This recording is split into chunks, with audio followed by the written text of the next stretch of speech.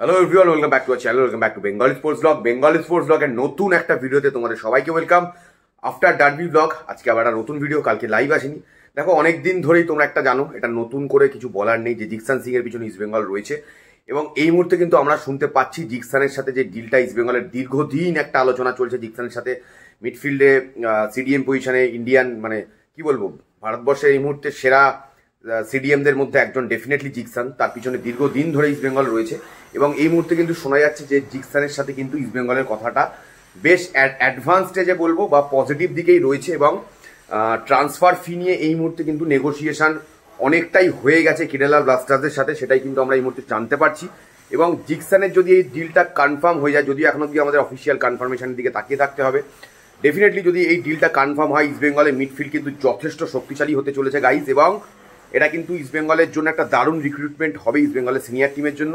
দেখা যাক আগামীতে জিকসানের এই মানে সাইন যতক্ষণ সাইন না হয় ততক্ষণ ব্যাপারটা কমপ্লিট হয় না, কোনো ডিলই কমপ্লিট হয় না। তো দেখা যাক কত তাড়াতাড়ি ইস্ট বেঙ্গল জিকসানকে সাইন করে নিজেদের দলে আনতে পারে। এবং জিকসানের ইন্টারেস্টিং ব্যাপার হচ্ছে জিকসানের পিছনে কিন্তু শুধুমাত্র ইস্ট বেঙ্গল নেই, বা মানে অন্য টিমও, বিভিন্ন আইএসএল ইন্ডিয়ান সুপার লিগের বিভিন্ন টিমও কিন্তু জিকসানের পিছনে ছিল বা আছে। তো সেই জায়গাতে যতটা শোনা যাচ্ছে ইস্ট বেঙ্গল কিন্তু তাদের মধ্যে সবচেয়ে বেটার জায়গায় রয়েছে এবং খুব সম্ভবত মানে সব কিছু কিন্তু একদম খুব পজিটিভ দিকেই রয়েছে জিকসানের জন্য। যেরকম আমি তোমাদের বলেছিলাম যে জিকসান থাইল্যান্ডে প্রিসিজনে গেছিল, ইস্ট বেঙ্গল কিন্তু সমস্ত রকম মানে টাকা পয়সার দিক থেকে যাই বলো আর কি, সমস্ত রকম দিক থেকে কিন্তু জিকসানের ডিলটাতে এগিয়ে ছিল বা এখনও এগিয়ে আছে।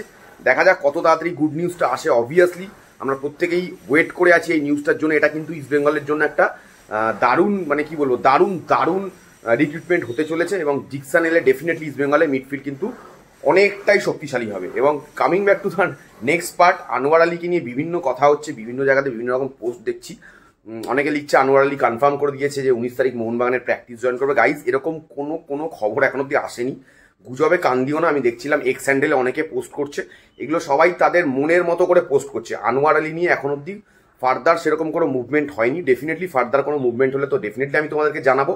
অ্যান্ড আনোয়ার আলী কেসটা আমি বলবো এখন অব্দি যা ছিল আগে এখনও ওই জায়গাতেই দাঁড়িয়ে রয়েছে, যে আনোয়ার অ্যান্ড দিল্লি এফসির সাথে মোহনবাগানের যে একটা আন্ডারস্ট্যান্ডিং হতে পারে, লড়াই হতে পারে, অনেক কিছু হতে পারে।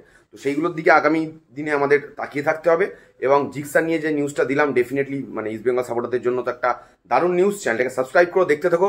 চেষ্টা করছি আজকে রাত্রিবেলা লাইভ আসার। এবং আর্জেন্টিনাকে কংগ্রাচুলেশন, স্পেনকেও কংগ্রাচুলেশন। কি আর করা যাবে, ব্রাজিল সাপোর্টার হয়ে আর্জেন্টিনাকে কংগ্রাচুলেশন জানাতেই হবে, বিকজ আর্জেন্টিনা কোপা চ্যাম্পিয়ন হয়েছে অ্যান্ড স্পেন তো Euro champion. Thank you so much, দেখতে থাকো, সাবস্ক্রাইব করো।